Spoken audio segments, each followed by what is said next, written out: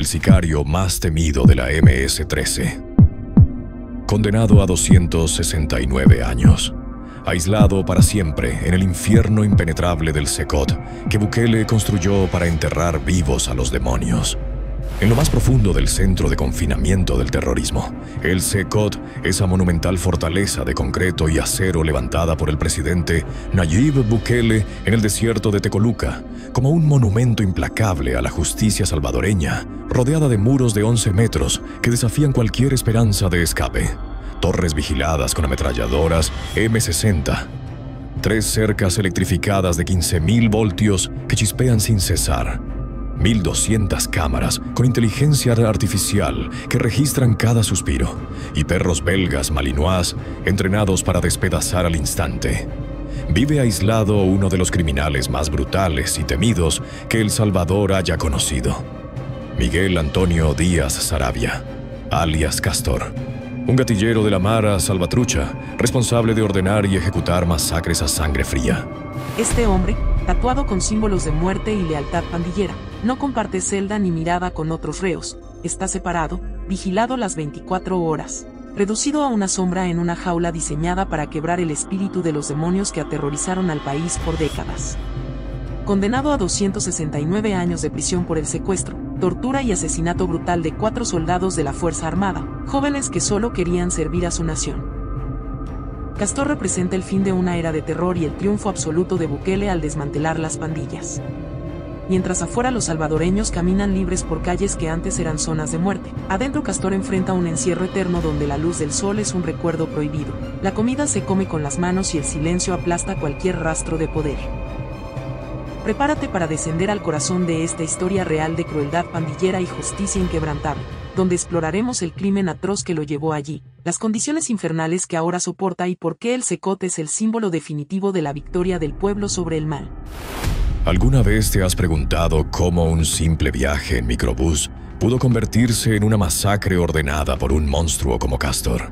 4 soldados jóvenes de la Fuerza Armada, Leonidas Enrique Morales Morán, Nelson Omar Díaz López, Saúl Humberto Turbín Gómez y Wilfredo Pérez López, hombres honrados que se enlistaron para proteger a su país y ayudar a sus familias, abordaron un microbús equivocado en territorio controlado por la MS-13. Castor y su célula pandillera, obsesionados con vigilar cada rincón de su dominio, interceptaron el vehículo en busca de enemigos. Al descubrir que eran militares, en lugar de dejarlos ir, los secuestraron, los maniataron y los llevaron a un paraje desolado. Allí, bajo las órdenes directas de Castor, quien ignoró cualquier restricción interna de la pandilla, los torturaron brutalmente, los ejecutaron a sangre fría y los enterraron en fosas cavadas por sus propias manos. Para borrar evidencias, destrozaron sus celulares y los arrojaron a un barranco. Este crimen no fue un impulso. Fue una demostración de poder absoluto, el tipo de terror que las pandillas usaban para mantener barrios enteros sometidos, recordándole al país que nadie estaba a salvo, ni siquiera los que defendían la nación con uniforme. ¿Qué clase de mente fría y despiadada se necesita para ordenar la ejecución de 4 soldados inocentes solo por entrar en su territorio? Castor no era un pandillero común, era un gatillero de alto rango en la Mara Salvatrucha, un sicario entrenado para matar sin remordimiento, con influencia suficiente para dar órdenes que se cumplían al instante. Su brutalidad lo convirtió en una figura temida, capaz de sentenciar vidas con una llamada o un gesto.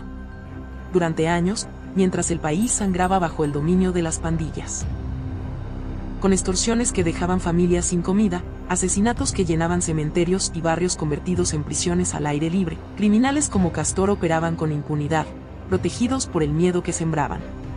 Su crimen contra los soldados conmocionó a El Salvador, dejando familias destrozadas y un mensaje claro: las pandillas no respetaban ni a la ley ni a quienes la defendían. Pero durante mucho tiempo, la justicia pareció inalcanzable, con Castor escondido y evadiendo captura, mientras el terror continuaba. ¿Cómo es posible que un asesino como Castor haya evadido la justicia por tanto tiempo en un país hundido en el caos pandillero? Antes de Nayib Bukele, El Salvador era rehén de las pandillas, tasas de homicidios que lo convertían en uno de los lugares más violentos del mundo, barrios donde nadie salía después del atardecer, extorsiones que arruinaban negocios y familias obligadas a huir. Las prisiones eran hoteles para cabecillas, con fiestas, celulares y órdenes que seguían saliendo desde adentro. Castor y sus cómplices vivieron así, protegidos por un sistema corrupto y el miedo generalizado. El asesinato de los 4 soldados quedó inicialmente impune, con investigaciones fallidas y pandilleros absueltos por falta de pruebas sólidas. Familias de las víctimas vivieron años en dolor e incertidumbre, mientras Castor seguía libre, posiblemente ordenando más muertes desde las sombras. Era la era del terror absoluto, donde los criminales mandaban y el pueblo sufría en silencio. ¿Imaginas el coraje que se necesita para capturar a un demonio como Castor y encerrarlo donde nunca más pueda dar una orden de muerte? Con la llegada de Nayib Bukele y el régimen de excepción, todo cambió: operativos masivos, capturas quirúrgicas y el fin de los privilegios pandilleros. Castor fue atrapado en San Juan Opico, escondido como la rata que era, y llevado ante la justicia. El juzgado especializado de San Salvador lo condenó a 269 años por homicidio agravado, una sentencia ejemplar que honró a las víctimas y envió un mensaje claro: en la nueva era, los criminales pagan. Pero no bastó con la condena. Por su alta peligrosidad y capacidad para influir incluso desde prisión, fue enviado al Secot, aislado del resto para impedir cualquier contacto con aliados o rivales. Bukele no solo lo quitó de las calles, lo enterró vivo en una fortaleza diseñada para que tipos como él se pudran sin esperanza. ¿Puedes concebir un encierro tan brutal que hasta el pandillero más duro pierda toda dignidad y poder? En el Secot, Castor vive aislado, sin luz solar, sin contacto humano real, solo sombras de guardias encapuchados que lo vigilan sin parpadear. Duerme en literas de metal crudo, sin colchón ni sábanas, vistiendo solo calzoncillos y camiseta. Come con las manos, arroz, frijoles, un huevo duro, pasta, en porciones mínimas, sin utensilios que puedan convertirse en armas. Su higiene es a la vista de todos en pilas abiertas, sin privacidad. SEO solo 30 minutos al día para ejercicios con el peso del cuerpo en pasillos vigilados, bajo luces fluorescentes que nunca se apagan, borrando la noción del tiempo. No hay visitas, cartas, llamadas. Para el mundo exterior, Castor dejó de existir. Este aislamiento extremo no es casual, está diseñado para quebrar su mente, despojarlo del liderazgo que una vez tuvo y asegurarse de que nunca más manipule o amenace. ¿Qué se siente saber que un sicario que ordenó torturas ahora enfrenta la tortura lenta del silencio y la soledad absoluta? Castor, el que mandaba ejecuciones sin pestañear, ahora no tiene a quien ordenar. En su celda de concreto, rodeado de silencio opresivo, enfrenta enemigos invisibles, el peso de sus crímenes, los recuerdos de las vidas que destruyó, la frialdad que lo definía ahora vuelta en su contra. Sin aliados, sin comunicación, reducido a una sombra entre 4 paredes. Mientras rivales de otras pandillas están hacinados en módulos masivos, él está separado para evitar venganzas o conspiraciones. El Secot, con su vigilancia implacable y diseño inhumano para criminales inhumanos, garantiza que pase el resto de su vida así, sin escape posible, sin redención, solo el eco de un pasado que Bukele enterró para siempre. ¿Cómo transformó Bukele un país de terror en uno donde las familias recuperan la paz, mientras monstruos como Castor se pudren aislados?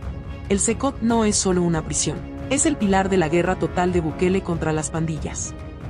Con capturas masivas y un régimen estricto, las tasas de homicidios se hallaron a niveles históricos bajos, calles antes mortales ahora vibran con vida, inversiones llegan y el turismo florece.